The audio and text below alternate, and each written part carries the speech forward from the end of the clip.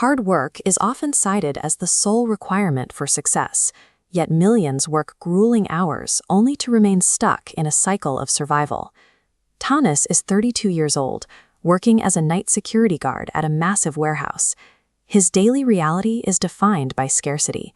He lives in a single-room apartment with a flickering light, sleeping on a floor mattress. Despite walking 4 miles every night to fulfill his duties, his salary barely covers his rent and basic food. The structural flaw in his life is his schedule. Every morning at 6 a.m., as the world wakes up to build wealth and pursue goals, Thomas walks home to sleep through the daylight. This highlights a cold reality. Laboring within a broken system only produces exhaustion, not progress. Without a way to apply leverage, hard work simply maintains the status quo. The necessity for change becomes undeniable when Thomas receives a call from his sister. Their mother has collapsed and is in the hospital, her body finally failing after decades of relentless, low-wage labor. At her bedside, she delivers a blunt warning. She begs him to find a strategy to escape the loop of poverty that consumed her life. Standing outside the clinic at 5 a.m., Thomas experiences a sharp sense of helplessness. He has the stamina to work and the desire to improve, but he lacks a specific mathematical framework to move his life forward. Raw ambition is a heavy engine, but it requires a replicable mechanism to actually drive a person out of systemic poverty. That mechanism is introduced by Mr. Chun, a business owner Thomas encounters on an early bus. While most passengers are dazed or sleeping, Mr. Chun is alert, well-dressed, and deep into a book before the workday has even begun. Mr. Chun identifies the hours between 5 a.m. and 7 a.m. as magic hours. This window provides a rare combination of total silence and peak cognitive willpower, allowing for focused work that is impossible during the noisy, reactive hours of the day. The math of this system is undeniable. By reallocating just 2 hours every morning to a specific goal, you generate 14 hours of high-leverage effort every single week. Over a year, those daily 2-hour sessions compound into 730 hours. That is the mathematical equivalent of adding 91 full 8-hour workdays to your calendar. This data shows the scale of the advantage. While your peers operate on a 12-month calendar, you have engineered a 15-month year. You have literally manufactured 3 extra months of productive time. This system of time arbitrage creates a compounding advantage that bypasses an initial lack of connections or capital. To implement this while working nights, Thomas has to reverse engineer his physiology.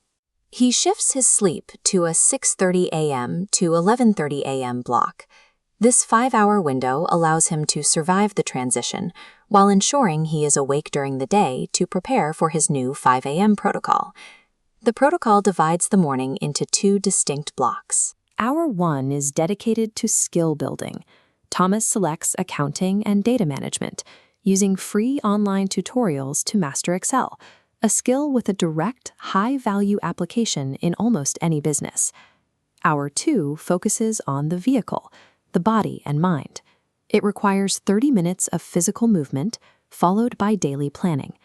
Without physical conditioning, the mental clarity required for high-level accounting work eventually fades. The most difficult rule is the 9 p.m. anchor. Thomas must eliminate low-value activities, scrolling through feeds or watching videos, to protect the sleep cycle that makes the 5 a.m. wake-up possible. For this to work, these boundaries must be treated as rigid laws rather than optional suggestions. The first week is a period of physical and mental friction. The body protests the lack of sleep, and the mind creates constant excuses to return to the mattress. However, biological adaptation typically occurs by day 20. The body's circadian rhythm shifts, and the morning fog is replaced by a sense of quiet, sharp focus. Thomas begins to see the first tangible returns. He earns his initial online certificates in bookkeeping and starts noticing a significant increase in his daily energy levels from the morning walks. The initial discomfort is simply the cost of rewiring your baseline habits. By the 3rd month, Thomas applies his new skills to his current environment. He notices the warehouse inventory system is a mess of manual logs. He uses his morning hours to build a digital tracking system in Excel, automating a process that previously took hours of human labor. This proactive move catches the attention of his supervisor. On day 87, Thomas is offered an entry-level bookkeeping position in the office. It's a day shift role that immediately doubles his previous salary. A year later, the results have fully compounded. Thomas didn't stop learning after the promotion. He used his 5 a.m. sessions to master advanced tax software and business management. This persistent application of the protocol led to his current role as the company's lead accountant. His life changed because he systematically accumulated small, daily advantages until his reality was forced to catch up to his capabilities. Even with his new apartment and the ability to provide medical care for his mother, Thomas still wakes up at 5 a.m. every morning. He views this routine as a perpetual maintenance of his new reality. He uses the time to research market trends and plan for his family's long-term security. The 90-day protocol is your challenge. Set your alarm for 5 a.m. Place the phone across the room. Commit to a 9 p.m. bedtime. Identify one specific, high-leverage skill that could change your income, and dedicate that first uninterrupted hour to mastering it. Your long-term trajectory depends on how you utilize the hours when the rest of the world is sleeping. The advantage is found in the silence of the early morning.